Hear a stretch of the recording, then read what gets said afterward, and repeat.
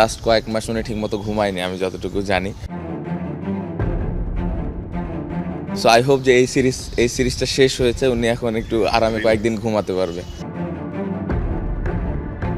Technical বিষয় নিয়ে একটু স্ট্রাগল করছিলাম, তো আমার কাছে মনে হচ্ছিল যে ওনার কাছে গেলে আমি ওই সঠিক ইনফরমেশনটা পাবো। আপনি ৩-এ খেলেছেন, ৪-এ খেলেছেন, ওপেনিংয়ে খেলেছেন। ৪টা কি একটু স্পেশাল হয়ে যাচ্ছে কিনা আপনার কাছে? না, আমি অলওয়েজ ৩ নাম্বারে প্রেফার করি ওয়ানডে ফরম্যাটে, এবং আপনি যদি দেখেন আমার ৩ নাম্বারে অনেক বড় বড় ইনিংস আছে এবং দলের হয়ে কন্ট্রিবিউট আমি ভালোভাবে করতে পেরেছি। গতকালকের ১০০টা একটু আলাদা। চেমসফোর্ড থেকে চট্টগ্রাম ৪টা সেঞ্চুরি, এবং শান্ত যখন সেঞ্চুরি করেছেন তখনই কিন্তু বাংলাদেশ জিতেছে সবশেষটা নিউজিল্যান্ডের বিপক্ষে। দুর্দান্ত একটা সেঞ্চুরি, প্রচণ্ড গরম। শান্ত, যদি চেমসফোর্ডের সেই সেঞ্চুরি ধরি বা লাহোরের সেঞ্চুরি বা চট্টগ্রামে 2টা সেঞ্চুরি করলেন, আপনার ক্যারিয়ারের 4টা সেঞ্চুরি আলাদা করে বলতে বলি, থাকে না যে 19-20 তো হয় আসলে, এই যে 4টা সেঞ্চুরি আপনার ক্যারিয়ারের ওডিআই সেঞ্চুরি, সেখানটায় কোনটা বেশি স্পেশাল মনে হচ্ছে? মানে প্রথমটা তো অবশ্যই স্পেশাল, বাট সব সিচুয়েশন বিবেচনা করলে আপনার কাছে কোনটা বেশি স্পেশাল মনে হচ্ছে, বা কালকেরটা কতটা কঠিন ছিল আসলে সব কিছু বিবেচনা করলে? টিম আন্ডার প্রেশার ছিল, উইকেটটা চ্যালেঞ্জ ছিল, পাশাপাশি অনেক হট ওয়েদার। সো সব মিলায়ে যদি চিন্তা করা, এবং অপোনেন্টের যেই বোলিং স্ট্রেংথ ছিল খুব ইজি ছিল না। সো আমার কাছে মনে হয়েছে যে গতকালকের ১০০টা একটু আলাদা। তো ঠিক এই সিরিজটার আগে মানে আমি পার্সোনালি দেখেছি আপনি খুব ফাইট করছিলেন, ওয়েটটা কি একটু গেইন করেছিল কিনা মাঝখানে? না, ওয়েট গেইন করে নাই। আমার কাছে মনে হয়েছিল যে আরেকটু যেহেতু খুব হট ওয়েদারে খেলা, সো একটু এক্সট্রা এফোর্ট দেওয়া ফিটনেসটা নিয়ে। সো ওই জায়গাটা নিয়ে কাজ করার চেষ্টা করেছি, ওটা হেল্প করেছে। বাট আমার মনে হয় যে স্টিল আমি বলবো যে এই ধরনের কন্ডিশনে আরও নিজেকে ঠিকভাবে প্রস্তুত করা প্রয়োজন।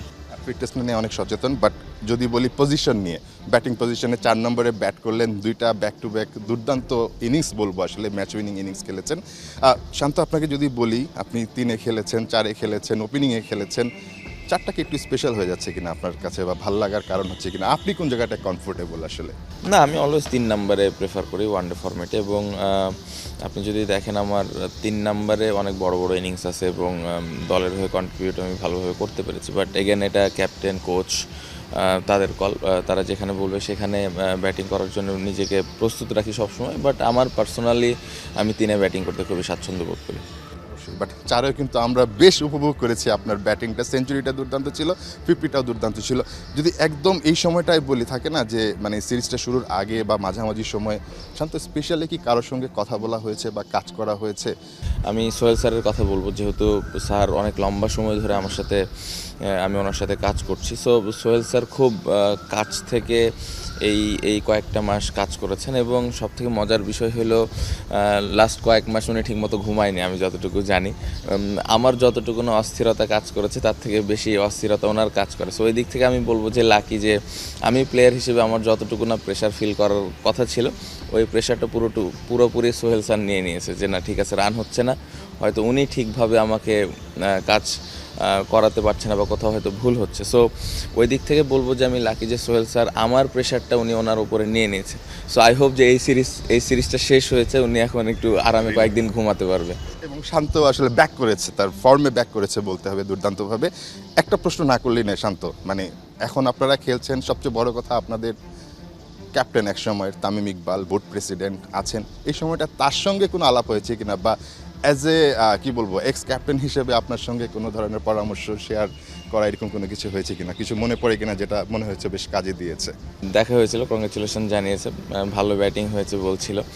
না, ওটাই বললাম যে একসময় ড্রেসিং রুম শেয়ার করেছি, খেলেছি, এখন উনি একটু ভালো অবস্থানে আছে। আশা করছি যে ভালো কিছু হবে আমাদের প্লেয়ারদের জন্য, এবং এনজয় করছি। আর ব্যাটিং নিয়ে বিপিএলের সময় একটু কাজ করছিলাম, টেকনিক্যাল বিষয় নিয়ে একটু স্ট্রাগল করছিলাম, তো আমার কাছে মনে হচ্ছিল যে ওনার কাছে গেলে আমি ওই সঠিক ইনফরমেশনটা পাবো। কারণ যেই বিষয়টা নিয়ে আমি স্ট্রাগল করতেছিলাম, ওই জায়গায় উনি অনেক স্ট্রং এবং উনি অনেক সাকসেসফুল ছিলেন ওনার ক্যারিয়ারে। সো সোহেল স্যারের সাথে পরামর্শ করে ওনার সাথে কয়েকটা দিন কাজ করেছিলাম। সো এটা হেল্প করেছে। অনেক ধন্যবাদ শান্ত। বাস ওয়েট করছে, ঢাকায় যাবেন, বিশ্রাম করবেন। শান্তর আপাতত ডেস্টিনেশন হচ্ছে ঢাকা, তারপরে সামনে যেহেতু পাকিস্তানের বিপক্ষে টেস্ট সিরিজ আছে, ক্যাপ্টেন শান্ত সেই টেস্ট সিরিজটাকে ঘিরে প্রিপারেশন নেবেন, এবং আপাতত তার গন্তব্যটা হচ্ছে ঢাকায়।